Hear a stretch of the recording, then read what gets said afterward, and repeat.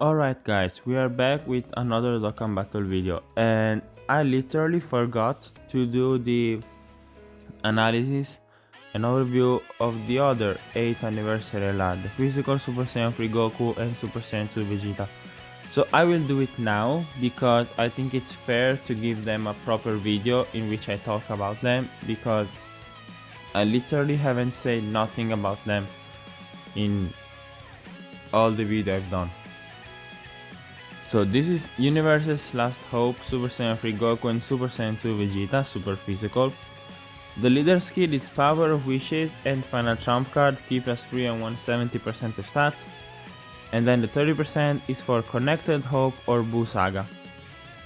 And it's a good leader skill. You have Orange Piccolo on the 200%, you have still LR Bulma, you have the GT Duo on the team, so it's a good team. You have the Blue Fusions, and you can do stuff. So the leader skill, I think it's not really like better or worse than the GT Duo. It's just a different category in Final Trump card instead of Battle of Fate, and then a different 100%, but having Power of Wishes as a base is already enough to make it a good team. So passive skill, Full Power Final Battle.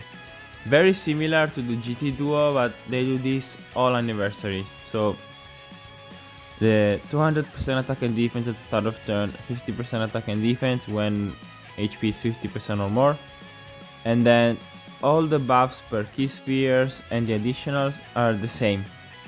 So Ki plus 1 per key spheres and 100% defense as the first attacker in a turn, Ki plus 2 per key spheres and 100% attack as the second or third attacker in a turn, an additional with a 70% chance to be a super when Ki is 18 or more, and an additional super attack when Ki is 24. Literally the same as the GT Duo until now. Then we have 3 difference that makes the GT Duo better. The first one, and the most important, is that the Z Duo gets Ki plus 1 and chance of performing a critical hit 10% up to 50% with each super attack performed. Here is when the Z Duo falls, because this ability, while being decent by itself, you get 50% chance to crit, is not bad. The problem is that this doesn't even compare, it's not even close to 50% damage reduction. That's the problem.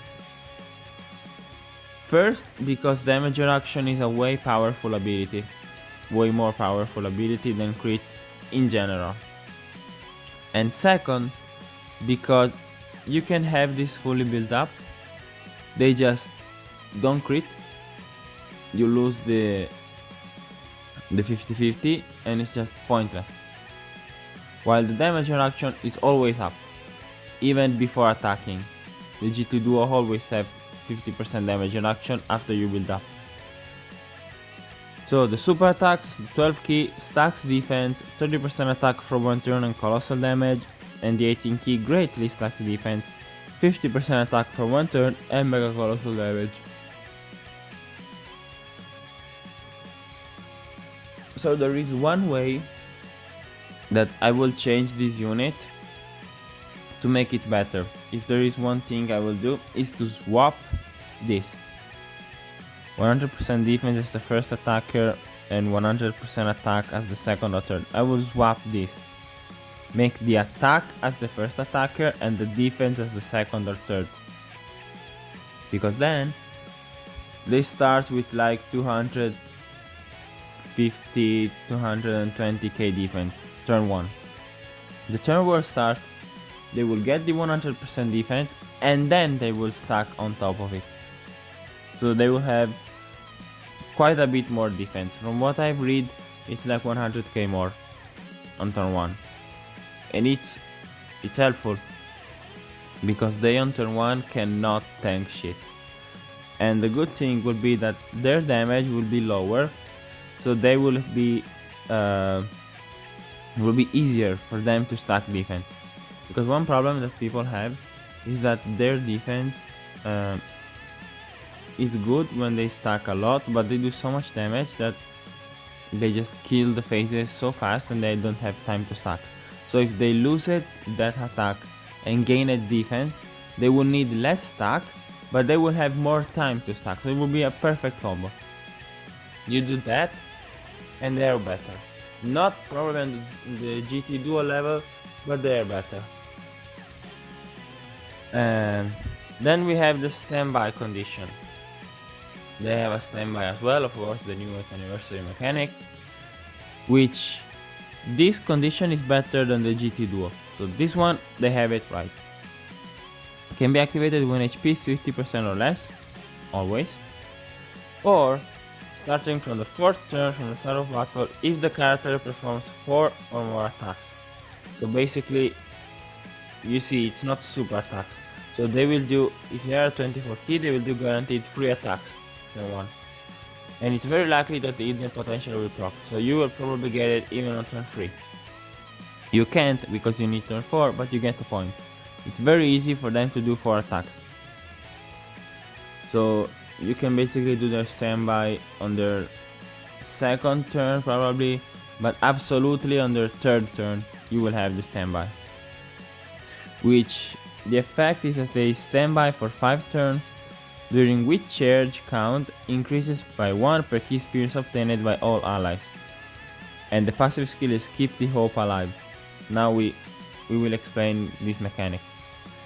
They are unable to attack, so the character doesn't have super attacks, except when finish skill is activated.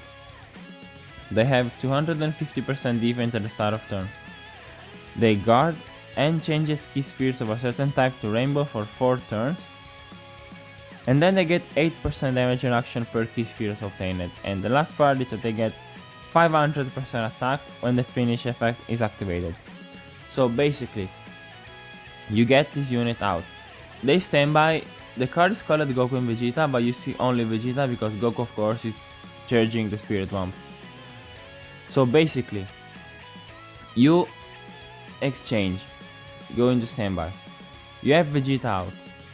What you want to do is to get as many orbs as possible. Every orb you get, it's 1 that increases the charge count.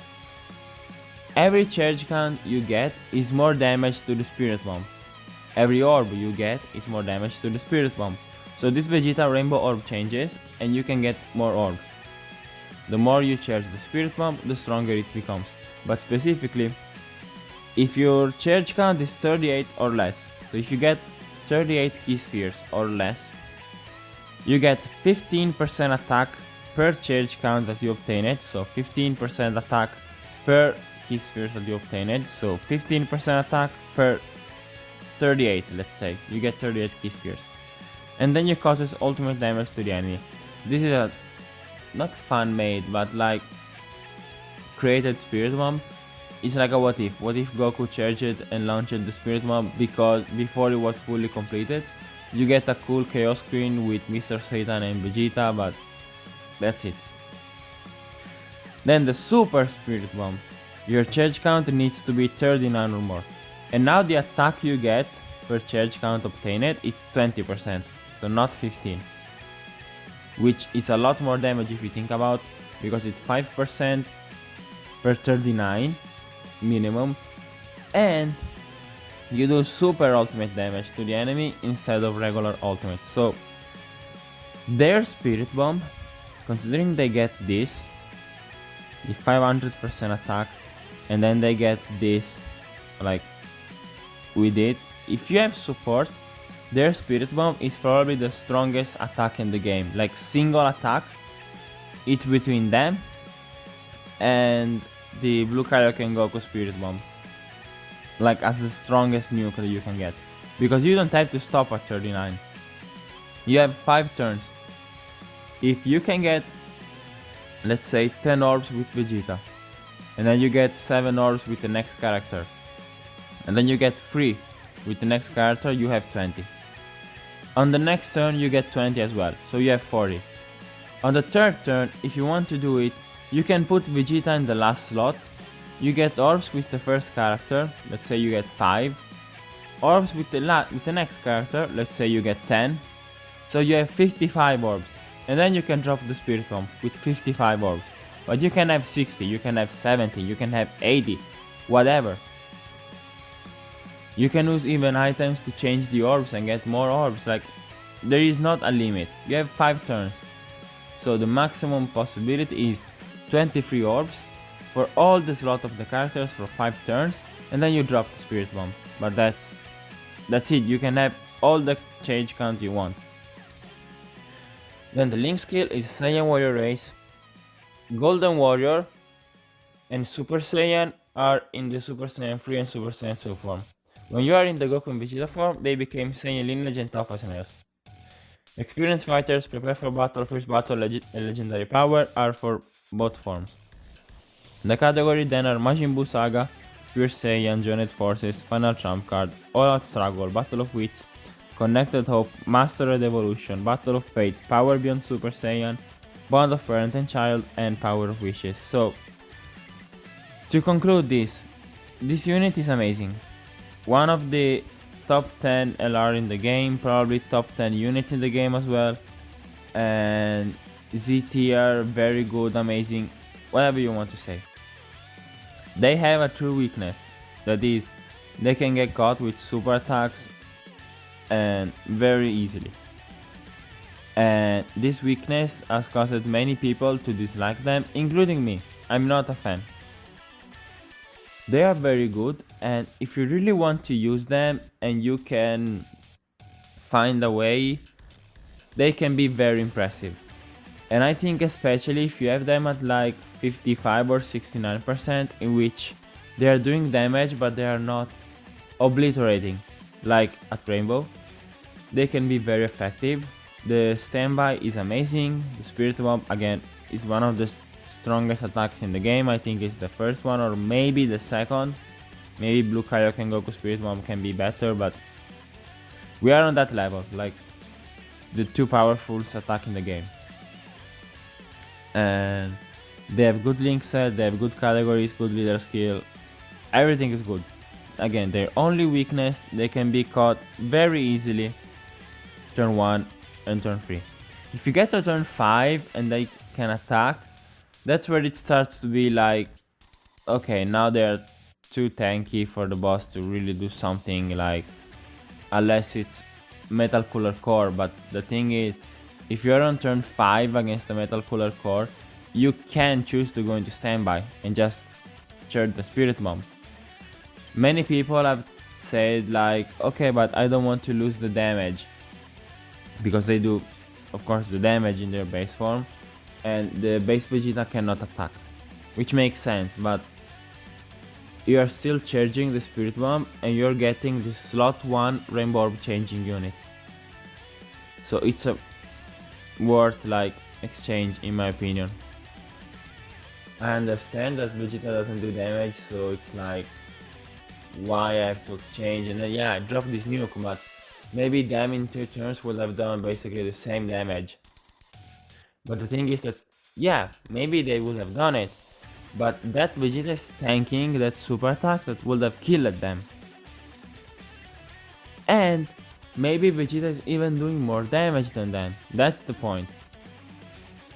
So the only thing I will change about base Vegeta, if you really want to say like, yeah, it's not doing damage, give him like, okay, you give this like all allies, I don't know, attack plus 40%, but then self excluded, so this doesn't count like the Spirit Bomb, or like 30% if you don't want to go too crazy.